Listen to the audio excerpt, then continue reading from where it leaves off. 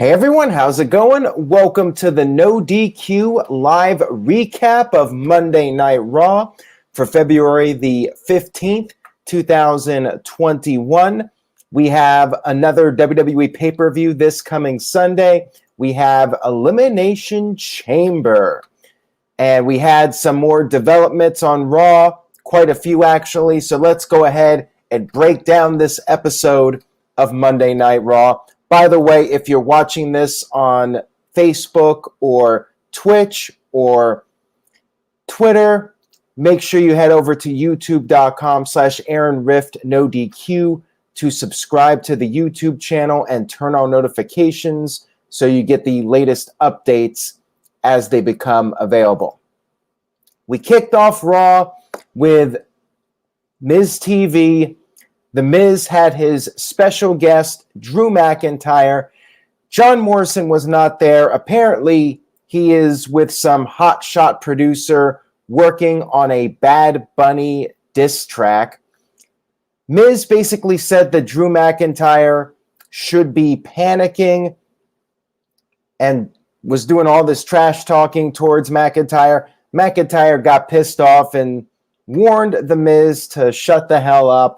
Miz, of course, being The Miz, kept talking, and, well, Drew McIntyre was a man of his word. McIntyre hit the Glasgow kiss, and then he took Miz's briefcase and just tossed it all the way over to the stage. After Drew McIntyre took his leave, Miz cut a very passionate promo. He was upset. He said that he is going to bring the pressure to the Chamber match because he has the briefcase. He is in control. And regardless of which champion he goes after, he will successfully cash in the Money in the Bank contract and become the next champion. And furthermore, he said, as a high-stakes move, he is going to remove himself from the Elimination Chamber match. Miz no longer part of the Chamber match, and I agree with Elan Brown. Very good promo here from The Miz to start off the show. Backstage, we had Matt Riddle talking with the Lucha House Party about President's Day. Riddle was asking them about their favorite president. He said that one of his favorites was Abraham Lincoln, legendary vampire hunter. And then he brought up another president, Teddy Roosevelt. And he also brought up Harrison Ford.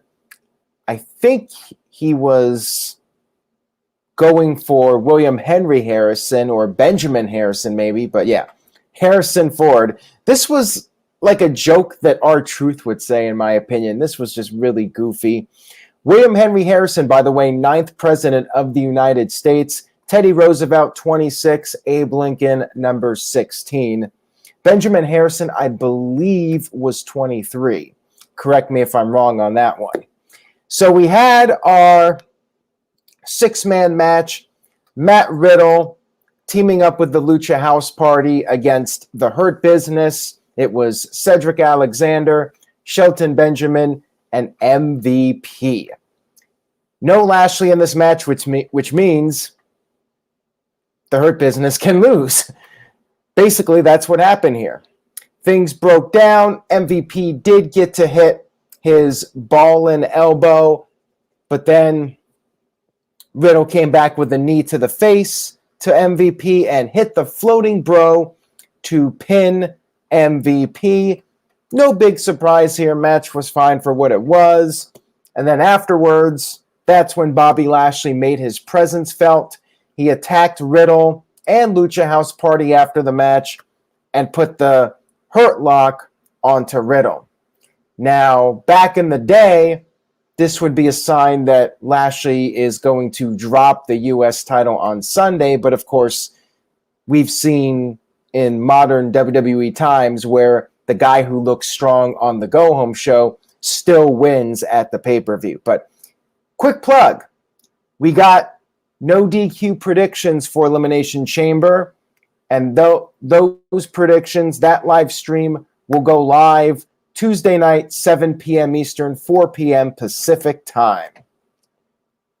And Marshall Leonard did confirm that Benjamin Harrison was the 23rd president. Thank you for that. Grover Cleveland, the only person to be president 2 non-consecutive terms, 22 and 24. Will Donald Trump be the second president to do that? That could be an interesting 2024, but that's enough about politics. Let's get back to wrestling. Let's get back to Monday Night Raw. Backstage, we had The Miz talking with Adam Pearce. Miz wanted somebody else very deserving to take the spot in the Elimination Chamber, and that person, of course, was John Morrison. Pearce said that he would take it under consideration. Then we had another backstage segment with Mandy Rose wishing Bad Bunny good luck on Saturday Night Live this coming Saturday. We had Damian Priest and Bunny interviewed, and as they were talking, we had Tozawa pinning R-Truth down the hallway to win the 24/7 championship. And by the way, Life of Beto says Trump is wrestling related. Well, technically you're right. Donald Trump is, in fact, a WWE Hall of Famer, believe it or not. But back to the 24/7 title segment. Tozawa, once again, the champ. But then Damian Priest attacked Tozawa and had Bad Bunny pin Tozawa to become the new 24/7 champion. I guess that means we will see Bad Bunny on Saturday Night Live with the 24/7 championship. Who is going to beat Bad Bunny now? Is R-Truth going to roll up Bad Bunny and win back the title on Saturday Night Live? Like, that seems like a terrible idea. I think putting the 24/7 title, unless they're retiring it, I think it's a terrible idea to put it on Bad Bunny. I would be fine if Bad Bunny just retired the title. I'd be totally cool with that. Psycho Jet Black with a $2 super chat says, Harry Truman is better than Ulysses S. Grant. Well, Harry Truman was the 33rd president, I believe. Yes, because he followed Roosevelt. And then Grant was 18th, I believe. We'll see what happens with Bad Bunny if he loses that 24/7 championship on Saturday Night Live. And yeah, I'd really like to see the 24/7 title be put to pasture, but it just keeps on going. You cannot kill it. It's like Impact Wrestling. It's hard to kill. The 24/7 title somehow manages to stay in existence. And who knows, maybe Bow Wow. Hey, there you go. Will from Facebook had this idea. Maybe Bow Wow beats Bad Bunny or rolls up Bad Bunny on Saturday Night Live to win the 24/7 title. I mean, that would be a bit ridiculous. And Oofman says he'll become a fan of Bad Bunny if he retires the 24/7 championship. Let's move on here. We had the New Day approaching Adam Pearce backstage, and basically Kofi Kingston wanted the spot in the Elimination Chamber so we could have Kofi Mania 2. And Miz arrived. Miz was not happy about this. They argued back and forth, and then Pearce decided, well, let's make a match. Kofi Kingston versus The Miz, and if Miz wins, Morrison gets that final spot. If Kofi wins, Kofi gets that final spot. Moving on here, we had one of the most interesting parts of the show. We had Charlotte and Asuka against Lacey Evans and Peyton Royce in a tag team match. And before the match, Lacey cut a promo thanking Charlotte for getting DQ'd last week. And she had some Valentine's Day candy that said, "Bite me on it" for Charlotte. And then Lacey said that Asuka will give her a gift on Sunday, the Raw Women's Championship. Anyways, we had this match, and Peyton Royce was in the entire time. Lacey was on the apron. Charlotte beat the crap out of Lacey Evans, or not Lacey Evans, Peyton Royce. Lacey was on the apron, and then Peyton managed to tag out to Lacey, and Lacey did not do anything. She backed away. She started to leave, and then she got on the mic and said she is pregnant. And my first thought on this was Vince Russo's back, right? Vince Russo must be back, because anytime you have a pregnancy storyline like this, you know, Vince Russo is the first person that comes to mind. Ric Flair started doing his gyrating and wooing and celebrating as if he was the father. So here's the kicker of all this. Apparently, Lacey Evans is really pregnant. This is not a storyline. The Ric Flair part is a storyline, but Lacey Evans is apparently pregnant for real, and WWE had to make a last-minute change to this storyline, and they did the little tease of Ric Flair being pregnant, and yeah, interesting.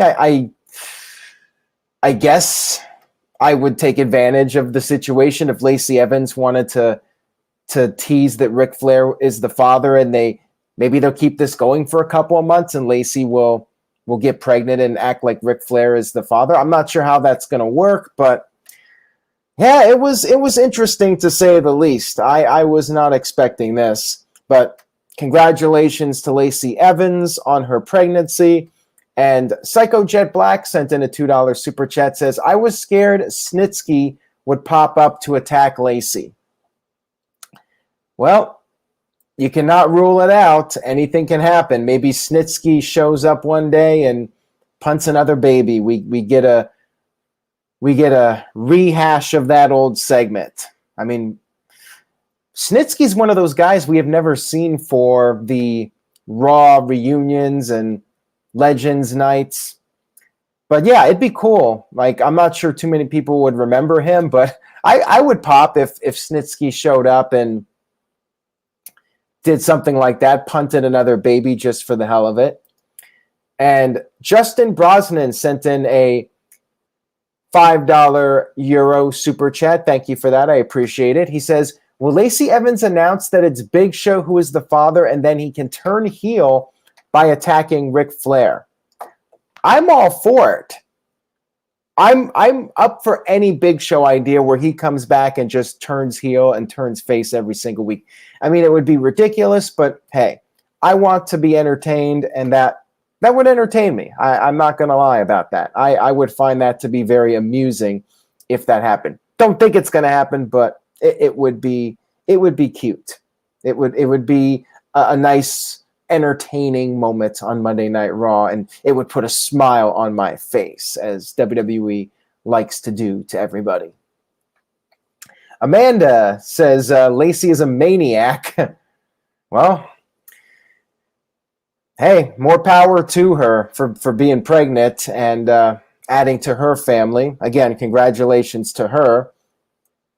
Character is crazy, though. The TV character getting with Ric Flair is a little much, but hey, I guess Ric Flair, even at his age, Space Mountain still works. What do you know? And I don't think Lacey's going to return at the Rumble and face Charlotte for the belt. Highly unlikely in all likelihood is my take on that. And as far as who Asuka defends against, I don't think anything was announced on Raw, so we'll have to wait and see on that one. Maybe WWE will. Well, here's the thing, to use Jeff Meacham's line. We're going to do our predictions Tuesday night, and then Wednesday or Thursday, WWE will just randomly say Asuka's new opponent. Or maybe Asuka doesn't have any match, but would not shock me if it's just some sort of last minute announcement on social media. Let's move on here. We had Sheamus interviewed backstage, and He said he was supposed to get his one-on-one match with Drew McIntyre, but it is what it is. He's going to win the gauntlet match, the main event on Raw, and then win the Elimination Chamber match. So WWE announced in advance that the gauntlet match on Raw would be to determine who gets the final entry in the Elimination Chamber match, who gets the advantage of being the last person to enter the chamber. And in response to Elon Brown with his comment, I'd love to see Rhea Ripley be a mystery opponent. Like, have Asuka face a mystery opponent, let Rhea Ripley win the title, and then inevitably Charlotte versus Rhea Ripley at WrestleMania, the rematch. I feel like that's going to happen. If I had to predict the WrestleMania match for the Raw side, with the Raw title on the line, I think it's going to be Ripley versus Charlotte and Asuka. Unfortunately, even though she's been doing great, she'll get pushed aside.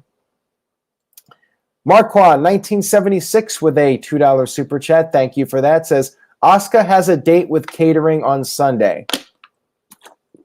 Well, she might have a date with catering at WrestleMania, which would suck for her. But yeah, I feel like WWE is going to go with that story, with Ripley trying to get her payback from last year's WrestleMania. And this time, Ripley will win, and WWE will be like, oh, look, we told you, you got to let the storylines play out. We had a long-term plan for this. Everybody was freaking out, but this was all part of our master plan all along to get Rhea Ripley over, to have her come around and beat Charlotte in a rematch. So I feel like there's a very decent chance of that happening.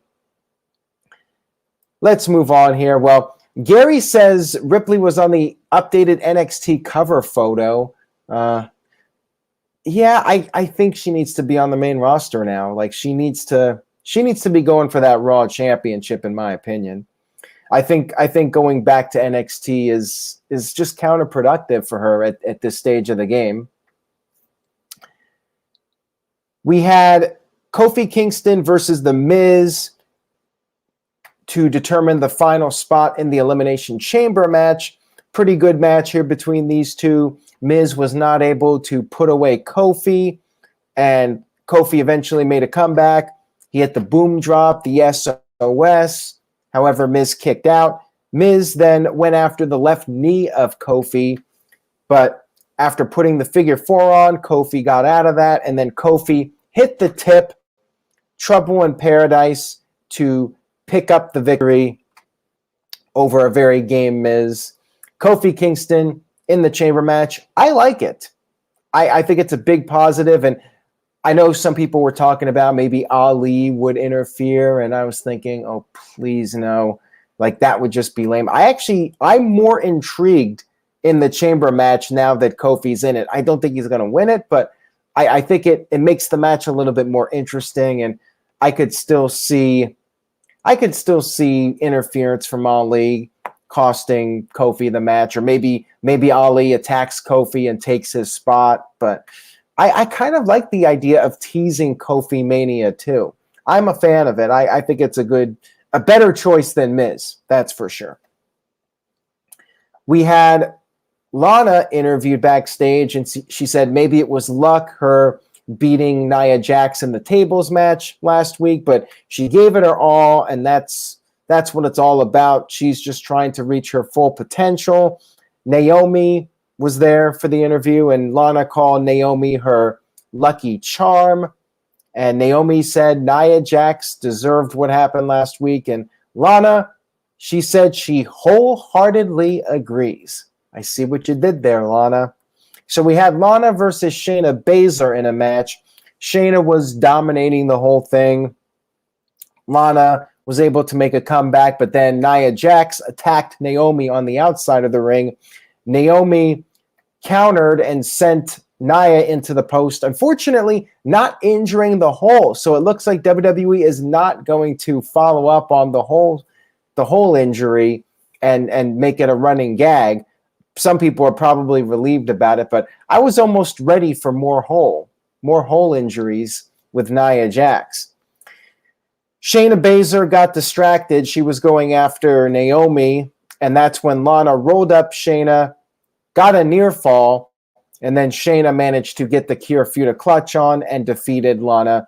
Right finish here. Like, I was not wanting to see Lana beat Shayna Baszler. That would have been ridiculous. So I'm glad we got to see Shayna pick up the victory here. Lana, they're doing this babyface character who keeps grinding, but yeah, I think it's only going to go so far, and I think it's better to protect Shayna Baszler. So right finish here for sure. And we had Randy Orton cut a backstage promo. He said he will do whatever it takes to get what he wants, which is the WWE Championship. And we had Orton say that he will be in the ring with 5 victims. And those victims will fall to the 3 deadliest letters in sports entertainment: R, K, and then it cut away. It cut away to Alexa Bliss, who was in the Firefly Funhouse. She was standing on a pentagram, and there was footage shown of the Fiend being set on fire. Alexa said that he will be reborn, and we had all this evil laughing as she was standing there doing all of her mystical stuff in the pentagram. So yeah, good segment here. I liked it. Keep teasing the return of the Fiend, and maybe he's going to have a different look, updated look after being burned. Backstage, we had Braun Strowman make his first appearance since the Royal Rumble pay-per-view. He confronted Adam Pearce, and well, he's pissed off. Pissed off because he's not in the Chamber match. And Pearce responded to this by saying the Chamber match is all former WWE champions. Strowman said, well, he's Universal Champion. And Pearce said, well, no, technically you were never WWE Champion. And Strowman basically said that he wants Pearce to give a message to Shane McMahon. Shane needs to make it right, or Strowman will be even angrier, and there will be consequences. I'm still thinking there's a decent chance we have Strowman versus McIntyre at WrestleMania unless Lesnar comes back. And in that case, Strowman might get pushed aside, just like he was last year prior to Roman Reigns being off the WrestleMania card, and WWE had to make a change. We had AJ Styles come out to start the gauntlet, which basically took up the entire third hour of Raw. He said he sees the gauntlet as a warm-up, and he brought up Joseph Park. He said back in the day they did the statistics, and statistically he cannot lose. He will be the next WWE champion. Kofi Kingston came out, so it was Styles and Kofi as the first 2 in this gauntlet match. Xavier was out there playing the trombone, and Omos grabbed Xavier and slammed him over the barricade. The referee had Omos kicked out of the building, and it was just Styles and Kofi one-on-one. Kofi's leg was still hurt from earlier. Remember the match with The Miz? The Miz was going after that leg. So AJ went after the leg, and he did a chop block, and then he finally put away Kofi with the phenomenal forearm. I'm fine with this. Kofi had to wrestle twice in one night, and his leg was messed up, so no problem with this finish. Psycho Jet Black with a $2 super chat says, prediction, Shane McMahon versus Braun Strowman at WrestleMania. Thank you for the super chat, and you could be right. I hate to say that, but Shane's always got to be in a match at WrestleMania, it seems. And yeah, that's the type of match Shane does well in, you know, whether it's The Undertaker or The Big Show, Shane versus the big guy, we've seen it many times over the years. Very well could happen again at WrestleMania. And especially if Brock comes back, which I still don't know if that's going to happen or not. But who else do you put McIntyre against? Do you put him against Sheamus? We'll talk about that more here in a few minutes. The next entrant in the gauntlet match was Jeff Hardy. Pretty good match here, pretty lengthy match between McIntyre and Hardy. McIntyre missed the Claymore, and then Hardy hit the Twist of Fate, went up for the Swanton, but then McIntyre got his knees up, and McIntyre hit the Claymore to put away Jeff Hardy. It was a decent showing for Hardy. Still, he's kind of like just there on the Raw roster, not really doing a whole lot, but putting people over. Maybe that'll change once he gets No More Words back as his theme song, which I presume will be at WrestleMania when we have the fans. I believe Hardy said in an interview that he would bring that song back once there were fans in the building again. Next up, we had Randy Orton come to the ring as the person to try and put away McIntyre. However, shortly into this match, we had the lights go out and flicker. The screens were flickering like The Fiend, only it was Alexa Bliss. Her face started popping up all over the place, and as a matter of fact, her face was on every single Thunderdome screen. And I have to say, this was creative. I thought this was a nice way to play the mind games and utilize the Thunderdome to make a memorable moment with Alexa's face everywhere. I thought this was well done. Orton was distracted. He got counted out, and then McIntyre, for good measure, hit him with a Claymore. Then we had the final entry, Sheamus, and this was predictable at this point. Figuring Sheamus would get the win. He jumped McIntyre from behind. Referee asked Drew if he wanted to continue. Drew said yes. Match continued. Drew actually made a comeback, hit the Glasgow Kiss and the Future Shock DDT. However, he missed the Claymore, got hit with the Bro Kick. 1, 2, 3. Sheamus victorious, meaning Sheamus has the advantage at the pay-per-view. And Sheamus cut a post-match promo, talked about being the odds-on favorite, and he's going to win the WWE Championship on Sunday. And that was the end of Raw. That was the Raw go-home. We still have SmackDown on Friday for maybe another match or two being added, most likely, because WWE always adds matches after we do our predictions video. But it's tough to do the predictions video because Wednesday is AEW. Thursday, we do the No DQ review. And then Friday, we got SmackDown. Saturday, it's possible, but I like having the video up for several days. Like, one day is not much time for the video to get views and get people watching it. My own personal preference is to have the video up for a good amount of time before the pay-per-view. Plus, any match that's worth predicting should be announced well in advance. That's my own personal opinion as well. And yeah, maybe, to answer Brandon, maybe Drew McIntyre versus Sheamus at Fastlane.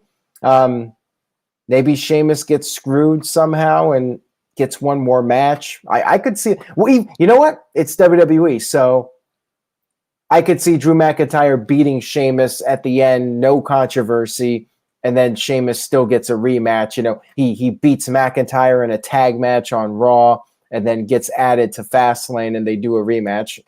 I could definitely see that happen. That sounds like a very WWE thing. Would not shock me. Raw was not a bad show. I thought it was pretty decent. I'm going to go ahead with a B- again. It was not a great Raw.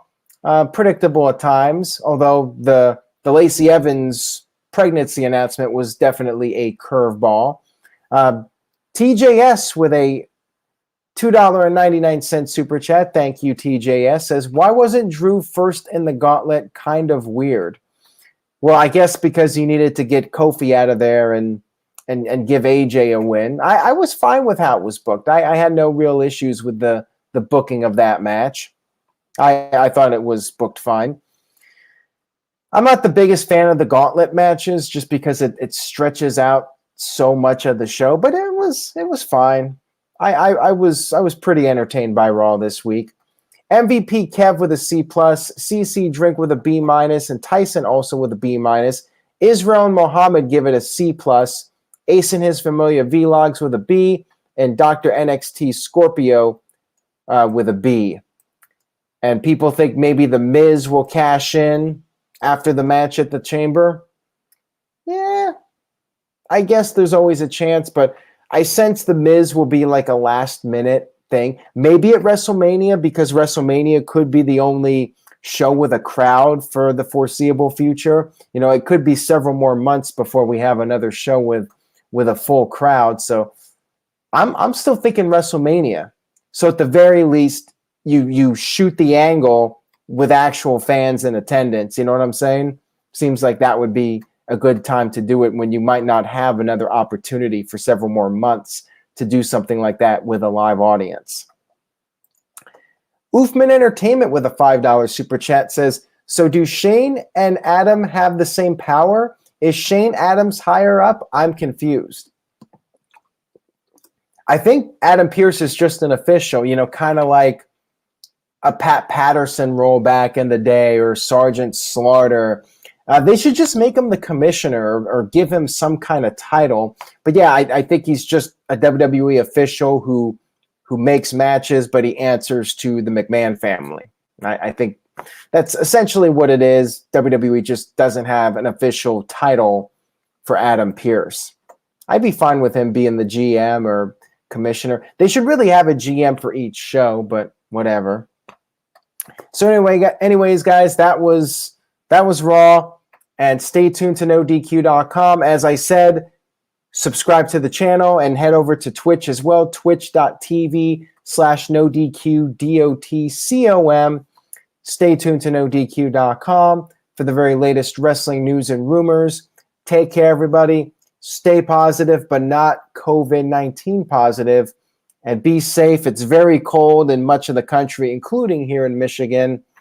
So stay warm and stay safe. Take care, everybody. And I will see you guys next time. Hold on a second. Fake out.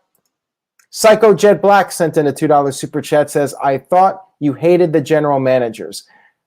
I hated the heel general manager. I thought that gimmick got very played out, but I'm fine with babyface general managers. I have no problem with that whatsoever.